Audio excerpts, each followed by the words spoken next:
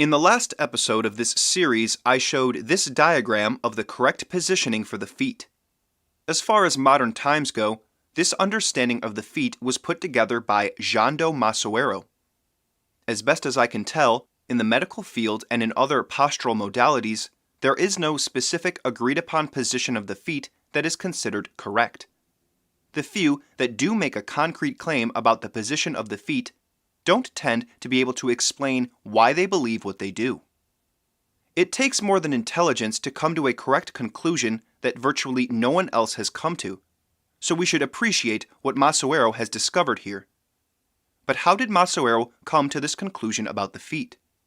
He applied the general principle that the fascia and muscles of the body should be duly stretched into their full length. That simple principle holds within it a staggering amount of instruction. However, if we look into history, we can see that perhaps this idea concerning the feet is something that people once understood to some extent. Diana Watts was an interesting English woman who was one of the earliest female instructors of jiu-jitsu, the Japanese martial art. She published a book in 1914 called The Renaissance of the Greek Ideal. She was fascinated by the physical training that she believed ancient Greeks engaged in order to attain a higher level of physical performance. In her words, "The secret consists in a condition of the muscles totally different from any realized by athletes since the time of the Greeks, a condition of tension, which transforms dead weight into a living force, and which made the Greek as different from the modern human being as a stretched rubber band differs from a slack one." And on the topic of training that was given to children in ancient Greece, she wrote, "Above all, the child was made to walk on the inside of its foot, with the toes planted in straight line with the heel, never turned outwards." If we examine ancient Greek sculptures, something that François Delsarte did in order to help him understand the human form, we can see these sculptures of feet that show the first 3 toes firmly planted, while the outer 2 toes are lifted off the ground.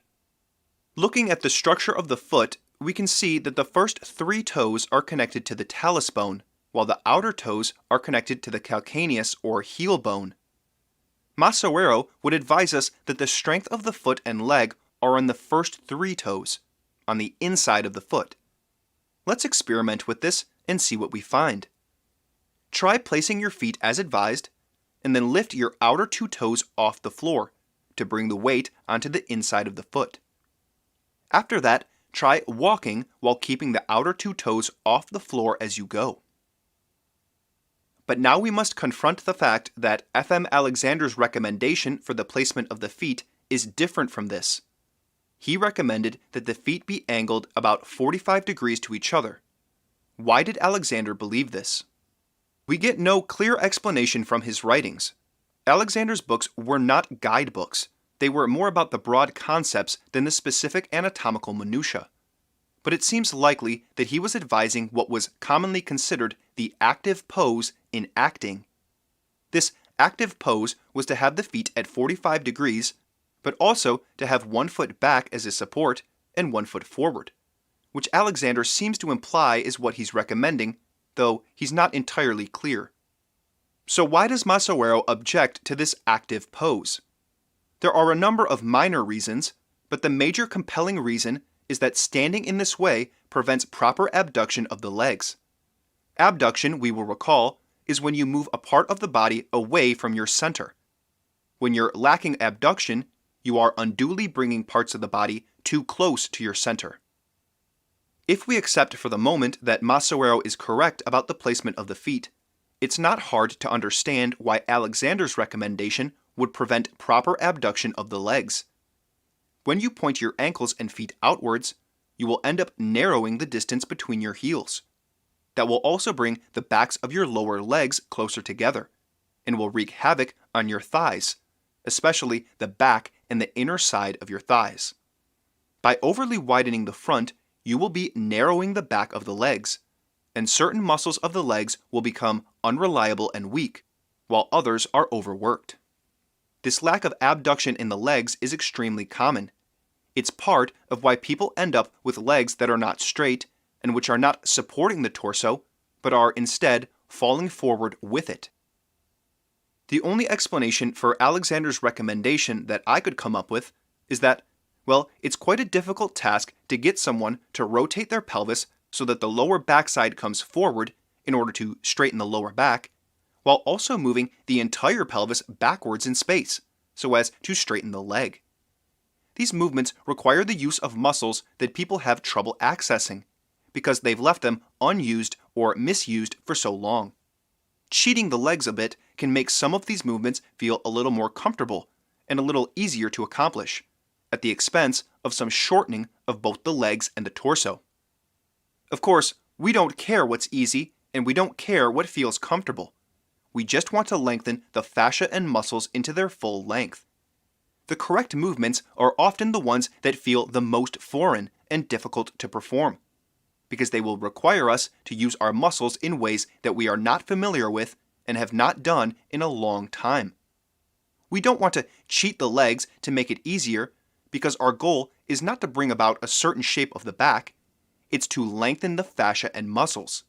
Placing the feet as Massaro advises allows for that. Unfortunately, we will likely never know precisely why Alexander thought the way he did. But this serves as a reminder that we should not dogmatically hold to anyone's opinions. We should not assume that this position of the feet is correct simply because Massaro says it is. We should experiment, we should test it, and we should be willing to change our mind if it's reasonable to do so. I will say, in my experience, it's quite clear that this is the correct position of the feet. If you carefully observe the condition of the fascia and muscles in your legs while comparing the two positions, you will see that Massaro's brings about due tension, whereas narrowing the heels and pointing the feet and ankles outwards causes a flabbiness and an overly relaxed state in the lower leg. But don't take my word for it either. Experiment and see what makes sense to you. However, if Alexander is in fact wrong, perhaps we can still find a rather significant glimmer of hope in this story. That even if we are imperfect, even if we have a few details wrong, if we are consciously controlling and guiding ourselves, and we get our torso most of the way there, we can perform gestures that almost no one else can. We've outlined the correct position of the feet, but we need to dig into the specifics a little more. We also need to get some help from the soles of our feet. So I'll leave you with this to think about. What kinds of muscular actions are possible with the muscles on the soles of your feet? Do you ever consciously guide those muscles? In what kind of situation would you consider the soles of your feet? What about when you're lifting something, or trying to hold a somewhat heavy object in your hand? Do you think about the soles of your feet in that situation at all? Give it some thought, and then join me next episode, and we will get to the bottom of the feet.